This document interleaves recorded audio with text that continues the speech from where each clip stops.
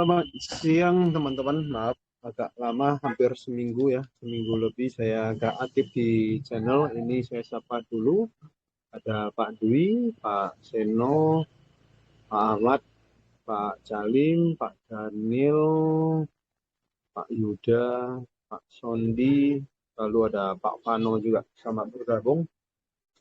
Tadi malam saya ada scalpingan di gold. Sebentar saya tunjukin ya. Kurang lebih seperti ini, saya agak sharekan di channel. Di sini saya entry sell yaitu saat sesinya New York ya, di jam 8 lewat 19. Lewat 19 yaitu di time frame M3 ya. Ini di time frame M3. Entry yang sell dengan stop loss saya tidak begitu jauh, hanya hampir 1/3 ya. Di sini hampir kena TP ya. Lalu saya amankan posisi dan juga set BOP ya, ataupun stop loss plus. Nah, di sini saya ada charting kan ya. Waktu itu saya kemarin dari Pak Fano ada tanya tentang gold itu bisa di sell nggak, ataupun ambil posisi sell. Nah, di time frame H1 saat itu sideways ya, market lagi sideways, yaitu di range harga 1929 atau tepatnya 1930. Ini adalah range sideways di gold saat semalam ya. Sampai saat ini juga masih sideways. Nah, ini adalah batas atas 1929 atau 1930, batas bawah yaitu di 1915. Nah, kenapa stop TP saya nggak sampai ke bawah sini? Karena lagi market sideways ataupun range-nya lagi di sini. Saya ambil buat di atas 50% ya. Nah, nampak harga menyentuh 50% ya. Menurut saya sudah cukup saya ngejar yaitu sampai di low yang di time frame rendah ini. Nah, ini adalah range 50% yaitu di harga 1922. Di sini saya entry sell-nya, saya tunggu harga kembali ke area atas, batas atas yaitu di harga 1929 ataupun 1930. Lalu saya pindah ke time frame rendah yaitu di time frame M5. Ya, di time frame M5 nampak di saat sesi Asia di tanggal 11 malam dari jam 6 sampai ke jam 12, jam 14 ya, jam 2 adanya market kenaikan. Ini adalah market kenaikan. Lalu saya tunggu nge-breakout. Di mana nge-breakoutnya yaitu di sini. Sebentar. Nah, di sini harga terbentuk low yang lebih rendah. Jadi sebenarnya scalpingan itu juga sama, tekniknya sama, semua hanya perbedaannya di time frame aja perbedaannya. Ini dari time frame M5. Nah, nampak di sini struktur higher low yang sebelumnya di sini terbreakout ya, membentuk low yang lebih rendah. Low ini lebih rendah dari low sebelumnya. Harga sempat sideways lagi ya di market menjelang sesinya New York ya, yaitu di jam sekitaran jam 3-an, jam 3, jam 4 sampai jam 5, jam 7 ya, jam 7 menjelang sesi New York ada kenaikan. Untuk apa? Untuk field imbalance di sini. Nampak harga udah naik field imbalance. Kalau ditarik Fibonacci ya dari swing high ke sini ke swing low yang sebelumnya, ini masuk ke golden retracement ya. Masuk ke golden retracement. Nah, di sini. Ya, benar. Lalu saya pindah ke time frame M3. Makanya saya ada share-kan yaitu di sini. Ini ada Bu Randek sama bergabung, ada Pak AP, Pak Ginting juga, ada Pak Busro. Di sini yaitu di time frame M3. Sebentar ini bukan. Ini dari sini, ini di time frame M3. Yaitu saya entry sell yaitu di harga sekitaran 1929. Lalu setelah pergerakan harga naik ini terbreakout ya, nampak di sini ke breakout, harga pullback lagi di sini terbentuk zona supply yang baru ya. Ada ke time frame 3, maksudnya per 3 menit sekali. Jadi candle ini terbentuk per 3 menit sekali. Nah, di sini adalah batas atas. Saya ambilnya yaitu di pertengahan di sini. Ini adalah satu keseluruhan ya, supply yang keseluruhan. Saya kasih warna yang berbeda aja. Harga naik ya, harga mulai naik kembali, fill imbalance di sini, lalu mulai reject, yaitu yang di mana? Yaitu yang di sini. Ini ada tanda-tanda reject ya, yaitu di jam 8, jam 8-an menjelang sesinya New York. Di sini udah mulai reject, saya entry sell. Entry sell dengan stop loss kurang lebih 15 pip ya, ini kurang lebih 14 pip. Nah, untuk TP-nya saya tidak sampai ke bawah sana, karena menurut saya udah cukup ya, sampai ke bawah sini aja. Di mana ada par risk to reward ratio 1:3 ya, hampir 1:3. Dengan arti apa? Dengan stop loss misalnya 15 pip, dengan lot 0,01, dengan batas kerugian $1,5, keuntungan saya bisa 3 kali lipat. Jadi hampir $5. Dengan trade 1 kali di pas saat sesinya New York ya di sini. Yaitu di jam 8, setengah 9. Jadi bisa berapa candle ini? Sekitaran 4 candle yang bergerak sekitaran 40-an, 45 pips ya. Jadi trade ini saya udah exit tadi malam, yaitu di jam, nggak sampai ke jam 9 malam. Jadi trade-nya kurang lebih sekitaran setengah jam aja. Lalu saya ada entryan sell untuk yang terbaru, yaitu in Euro USD. Ini lebih ke intraday. Ya, bagi teman-teman, jika kalau kenapa saya entry sell ya di sini, trennya lagi tren penurunan ya saat ini, tren penurunan di Euro USD di sini. Lalu terbentuk low yang lebih rendah. Low ini lebih rendah dari low sebelumnya ya, terbreakout, lalu harga naik, fill imbalance, close candle H4 tadi udah barusan jam 12, makanya tadi saya agak telat, saya entry dulu sell Euro USD dengan stop loss sekitaran 30 pips, dengan target yaitu, ini garis putus-putus ini sebagai TP1 saya, yaitu di harga sekitaran di 1.06950. Nah, ini dapat risk to reward ratio kurang lebih 1:3-an juga. Target paling jauh yaitu ke low yang paling rendah, yaitu di sini. Ini untuk Euro USD. Ini bagi teman-teman, jika kalau mau ikutan sell, pastikan analisa ulang ya. Kalau saya ikutnya dari market di time frame H4, lalu saya menarikkan dari Fibonacci, dari swing high yang ini tarik ke swing low, harga pullback naik, fill imbalance ya. Di sini ada nampak jelas banget imbalance-nya yang di sini udah terisi. Ini udah terisi, lalu adanya penolakan ya. Di sini ada penolakan. Yaitu di sini. Ini ada penolakan, close candle-nya di bawah candle sebelumnya, saya entry sell dengan stop loss di atas wick yang ini, sekitaran 30 titik. Lalu ada Pak Kusno, Pak bergabung. Tadi Pak Topi ada DM saya, yaitu di USD Kanada ya. Kenapa saya agak mau USD Kanada? Karena USD Kanada bergeraknya agak volatil di sesinya New York ya. Ini udah mulai naik. Nah, ini saya ambilnya agak berbeda. Saya ambilnya di Euro USD. Nah, ini saya udah markingkan zona sejak kemarin ya. Ini ada zona demand, tetapi harga agak kesampaian ke sana. Ini ada zona demand.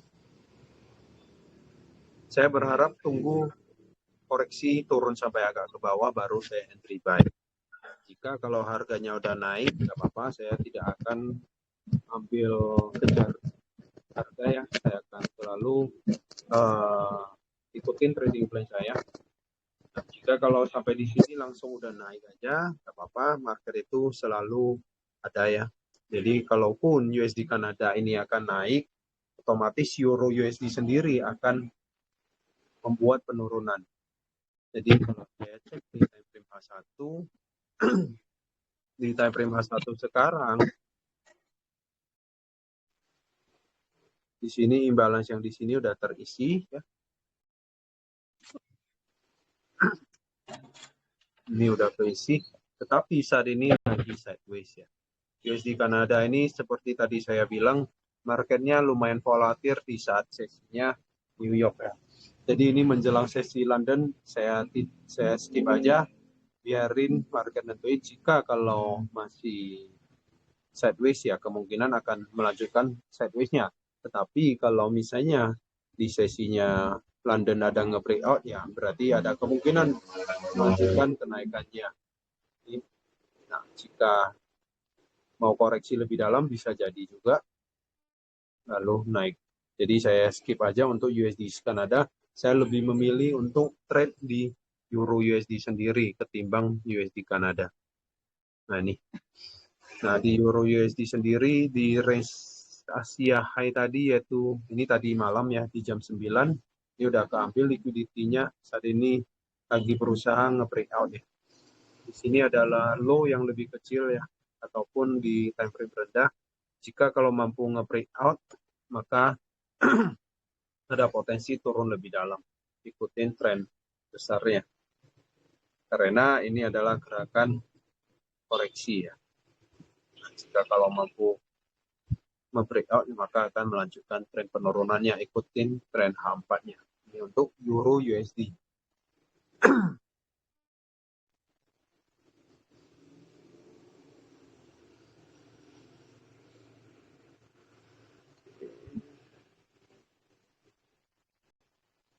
Lalu di sini kenapa grupnya saya buat close dulu saat ini karena saya sendiri yang urus, jadi saya merasa agak padat kerjaan saya, jadi saya skip aja. Saya akan selalu fokus di channel aja, kayak gitu. Silakan teman-teman yang mau bertanya, ada Pak Pano, Pak Abte, Pak Ginting. Di sini ada Pak Ginting yang selalu trade di Euro USD. Mungkin bisa saling diskusi ya untuk Euro USD. Di atas ini juga ada zona supply. Jadi saya udah mulai sell tadi.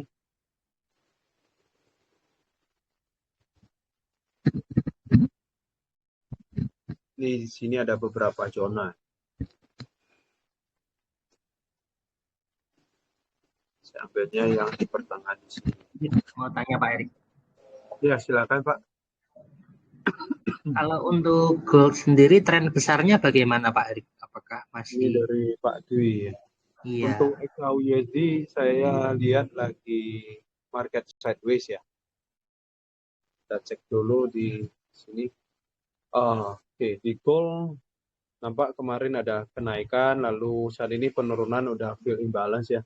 Lalu tertahan di zona demand di sini, makanya harga reject. Lalu saat ini lagi potensi sideways ya, di potensi sideways. Ini di time frame 4. Lalu apakah ada nge-breakout di sini? Belum. Yang ini belum ter-breakout, Pak. Ini dari sejak kapan ya? Ini sejak Minggu lalu ya Pak? Tanggal 6 September seminggu yang lalu, nanti tanggal 13 pas seminggu masih bergerak di sini-sini range-nya ya. Iya, bolak-balik aja. Ya. Lalu close candle daily-nya bisa nampak ya. Sejak 3-4 hari candle 4 hari ini, candlenya kecil-kecil pada ekor ya, pada ekor ke atas dan juga ke bawah. Kalau kita cek lagi kembali ke time frame H4, di time frame H4 sendiri harga saat ini lagi di pertengahan ya. Ini lagi di pertengahan. Saya rasa tunggu aja, biarin market nentuin. Kalaupun mau nge-buy di bawah sini sekitaran harga 1915-an ataupun mau nge-sell seperti semalam yaitu di harga 1930. Target jangan jauh kali karena range-nya masih range sideways ya. Jadi cukup di sekitaran 50%-nya aja. Kurang lebih seperti ini.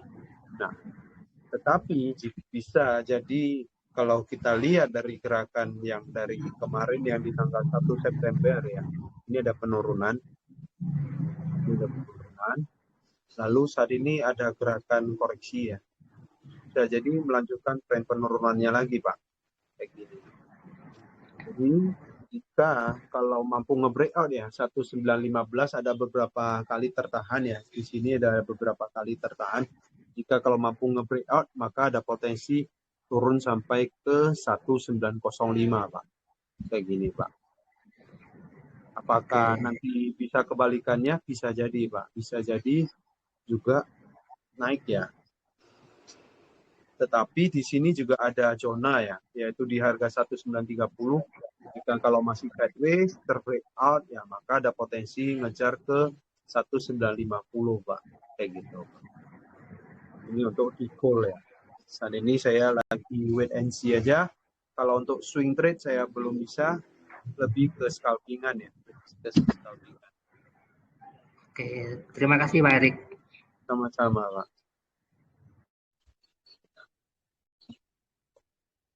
Nah, ini kemungkinan bisa jadi turun agak dalam ke 1920.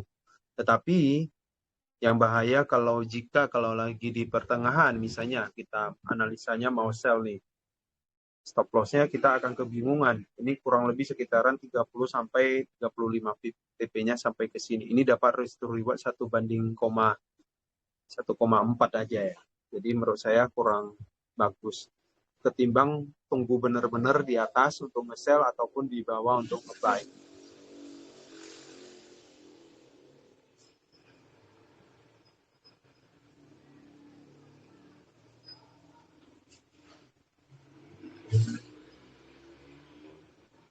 Silakan yang lain mau request pair apa, boleh silakan diambil aja.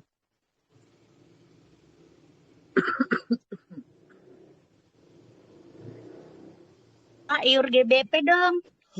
Makasih, Pak. Iya, Bu. IUR GBP, Pak. Euro GBP. Iya, tadi USD CAD ketinggalan aku ya. USD CAD lagi sideways, Bu. Oh. Sebentar. Nanti saya tunjukin lagi USD CAD. Untuk Euro Iya. GBP, Makasih, Pak. ya sama-sama, Bu. Euro GBP ini kemana ya? Ini mirip banget dengan Australia New Zealand ya. Marketnya lagi sideways ya. Ini range sideways-nya. Batas bawah yaitu di harga 0.85, batas atas yaitu di 0.86 sekian ya. Oke, kita cek lagi ke time frame H4. Di time frame H4 sendiri, oke, ya nampak jelas pergerakan sideways ya. Ini nampak naik, turun, naik, turun. Saat ini lagi di pertengahan.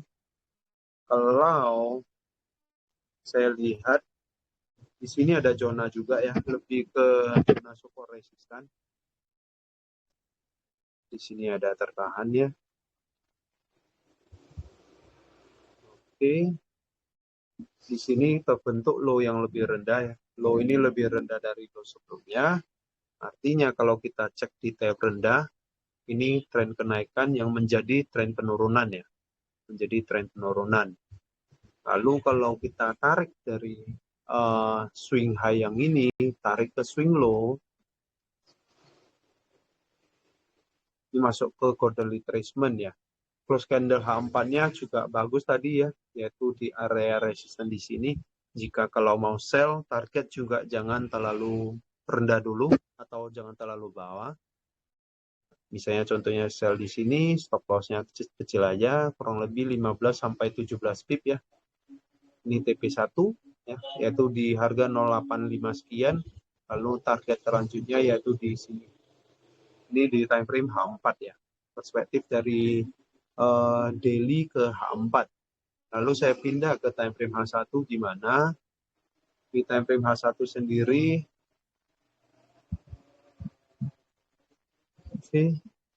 di sini ada terbreakout ya. Di sini udah terbreakout. Lalu kebentuk lagi low yang lebih rendah ya. Ya, nampak low lebih rendah. Di sini ada zona supply yang baru. Jadi kalau nge-sell ini pastiin TP1-nya yaitu dekat wick yang ini ataupun low yang sebelumnya di sini. Lalu target berikutnya yaitu ke sini. Ya, benar. Ini untuk Euro GBP. Saya sendiri gak trade Euro GBP, saya ambilnya di Euro USD aja. Lalu kalau kita cek 50% di zona tersebut, close body-nya ini selalu di bawah 50%, yaitu di harga 0,86 ya. Ini masuk kategori supply yang bagus. Nah, nampak di sini ada gerakan penurunan, selagi stop loss-nya kurang lebih 16-17 pip masih oke ya. Ya. Kalau kita perhatiin sampai ke TP1 di sini masih dapat 1:1 lebih masih oke sih menurut saya. Ini untuk Euro GBP. Saya gak ambil posisi sell karena saya udah ambil posisi untuk Euro USD. Lalu untuk USD Kanada tadi, kenapa saya agak mau buy USD Kanada? Karena menurut saya USD Kanada lumayan volatil di saatnya sesinya New York ya. Contohnya di sini, ini di jam 8, jam 9 ada kenaikan. Nah, saat ini lagi di range Asia ya, kemungkinan masih akan mondar-mandir sideways di area sini. Nah, kalau cek di time frame H4, saat ini memang lagi trennya tren kenaikan ya. Lagi tren kenaikan. Memang fokus cari peluang buy. Lalu, di sini ada imbalan juga ya. Nah, ini saat ini lagi di pertengahan. Kalaupun mau nge-buy, sebenarnya oke-oke saja. Selagi stop loss-nya ada di bawah sini, dengan target yaitu ke atas ini masih oke ya. Bisa dapat 1:2 plus ataupun 1:3. Jadi saya rasa saya akan menunggu terbreakout ya. Terbreakout, retest baru saya entry buy. Jadi saya set alert aja ke atas ini. Jika kalau terbreakout maka fitur alert di TradingView akan aktif, otomatis saya akan pindah ke time frame M30. Jika kalau ini teraktif di saat sesinya New York ya, contohnya di jam 6, jam 7 malam nanti, ya nanti saya akan pindah ke time frame M15 ataupun M30 untuk entryan buy dengan stop loss lebih kecil ya. Contohnya ini di time frame di H1 ya, saya akan pindah ke time frame M30. Misalnya contohnya di sini adanya support resistan, dia breakout retest, saya baru entry buy. Target ke swing high di H4 tadi ya. Dengan stop loss kurang lebih sekitaran begini, 15-20 pip. Gitu, Bang. Ini untuk USD Kanada.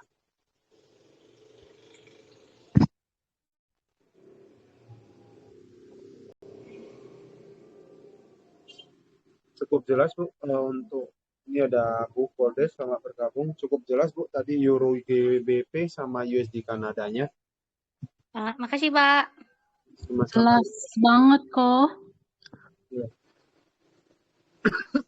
Ini kalau ada yang nge-sell Euro GBP pastiin amankan posisi ya di harga 0,85600 ya.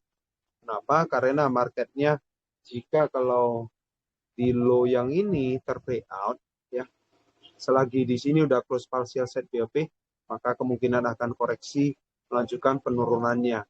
Nah, tetapi kalau gagal ya, selagi udah close partial set BOP ya bisa jadi akan sideways kayak gitu. Ini untuk Euro GBP.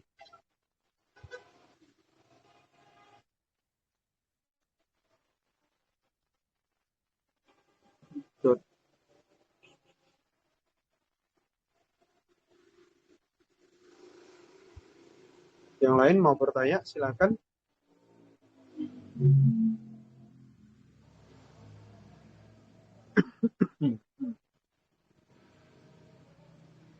Oke.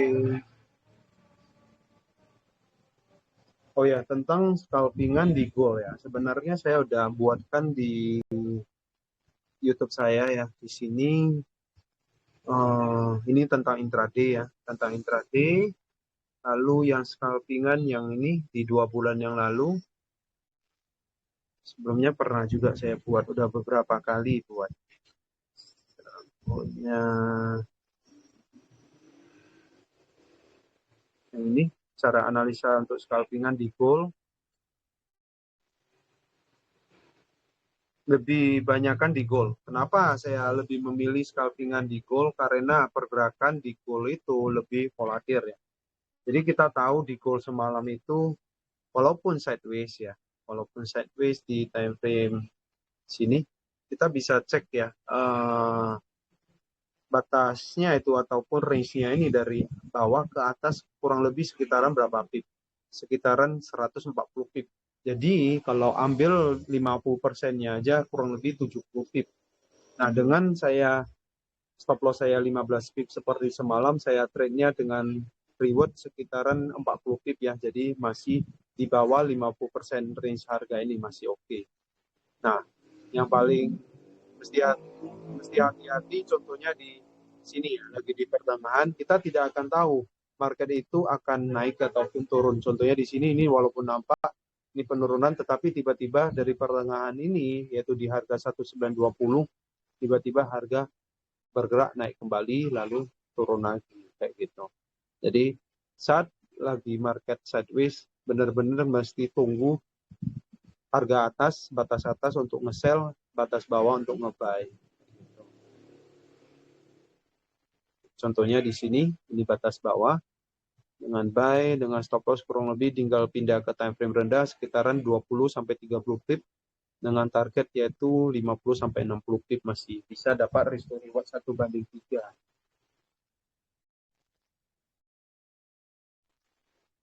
Lalu untuk DXY-nya sendiri, kenapa saya nge-sell Euro USD?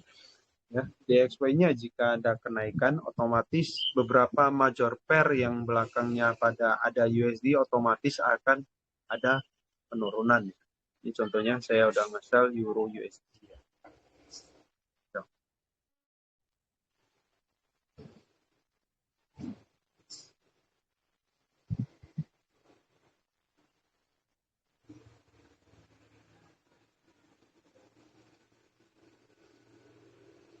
Oke, ada yang mau bertanya lagi sebelumnya? Selamat bergabung, ini Pak atau Bu ARS.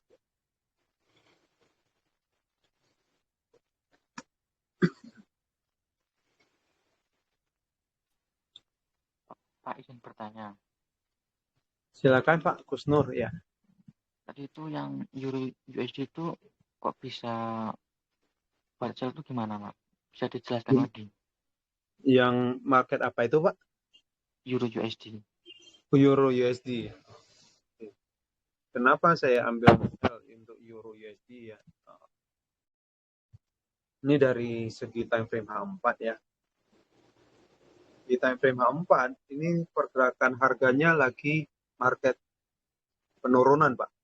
Oke, satu market penurunan, kedua di sini yang di tanggal 7 September ya jam 4 sore ini terbentuk low yang lebih rendah yaitu di harga 1.06850. Jadi kalau kita makinkan struktur market ya, ini adalah low ya. Ini low. Oke. Di sini adalah low high. Ini adalah low high. Nah, lalu harga ini kenapa kemarin ada kenaikan ya? Di sini ada kenaikan. Kalau Pak Kusnul cek di area sini, ini ada imbalance ya, yaitu di harga 107.600-an. Nampak dari harga sini ada penurunan. Jadi market itu adanya market trending, ini lagi turun. Lalu ini adalah gerakan koreksinya. Contohnya seperti ini Pak. Jadi lagi market penurunan, terbentuk low yang lebih rendah, lalu koreksi naik, membuat low high yang baru, koreksi turun lagi, melanjutkan tren penurunannya maksudnya, lalu terbentuk lagi low yang lebih rendah ya, low ini lebih rendah dari low sebelumnya, kayak gini Pak. Nah, kalau kita cek ini secara ilustrasi ya, kalau kita pindah ke chart ataupun market ya. Nah, di sini ini adalah struktur low high, ini adalah struktur low. Lalu ini kemarin ada penurunan, lalu ini adalah gerakan koreksinya. Nah, selagi market udah gerakan koreksi, tadi saya ambil penarikan dari Fibonacci retracement ya. Retracement itu untuk mencari area koreksi ya, yaitu dari swing low high di sini. tarik ke swing lower low. Ini masuk ke golden retracement ya. Masuk ke golden retracement ataupun bertepatan dengan area imbalance yang di harga tadi ya 106 sekian ya. Lalu saya pindah ke time frame masih tetap di time frame H4 karena tadi pas close candle-nya di time frame H4 yaitu pas di setengah jam yang lalu di jam 12 siang tadi ya, yaitu ini Pak, secara price action yang ini. Saya besarin lagi. Ini ada wick ya, yang panjang ini ada penolakan, ya close-nya ini di bawah close body sebelumnya ini. Lalu saya entry sell dengan stop loss di atas wick yang ini. Dengan stop loss sekitaran 30 pips ya, 30 pips. Nah, artinya penolakan ini ataupun wick yang terbentuk ini hanyalah sebagai ambil liquidity fill imbalance yang di sini Pak, yaitu di time frame H4 tadi. Ini imbalance sudah keisi. Nah, lalu saya pindah ke time frame H1. Saya tetap tadi entry-nya yaitu di time frame H4. Nah, kalau di time frame H1 gimana? Di time frame H1 nampak ya di sini adalah gerakan koreksinya. Yaitu koreksi kemungkinan membentuk struktur di low high di time frame H4.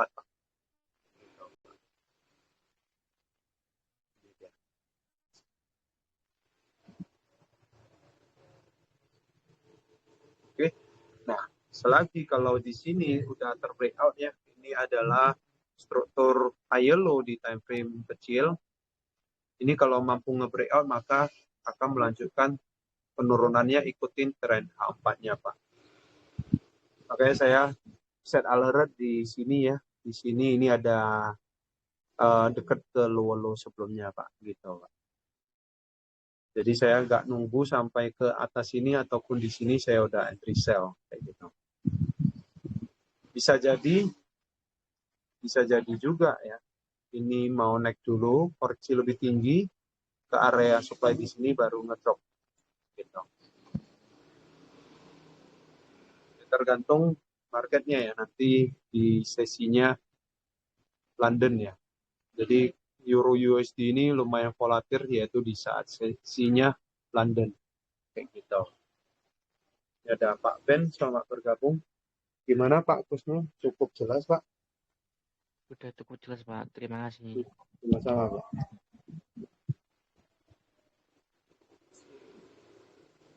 Lalu saya perhatiin tadi dari buku Randek ya Euro GBP-nya sepertinya pada turun. Iya. Euronya lagi turun. Ini lagi sideways ya. Ini saya agak nge-sell karena saya udah nge-sell Euro USD.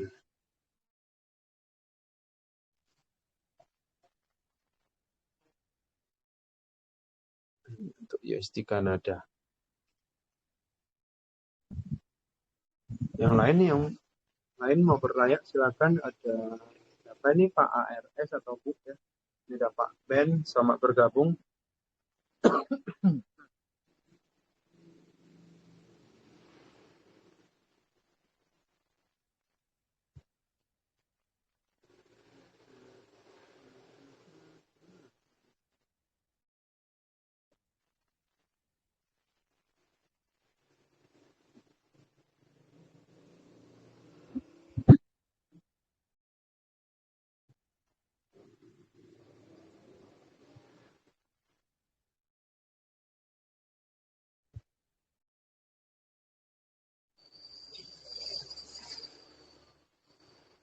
Oke, kalau gak ada lagi, udah setengah jam ya.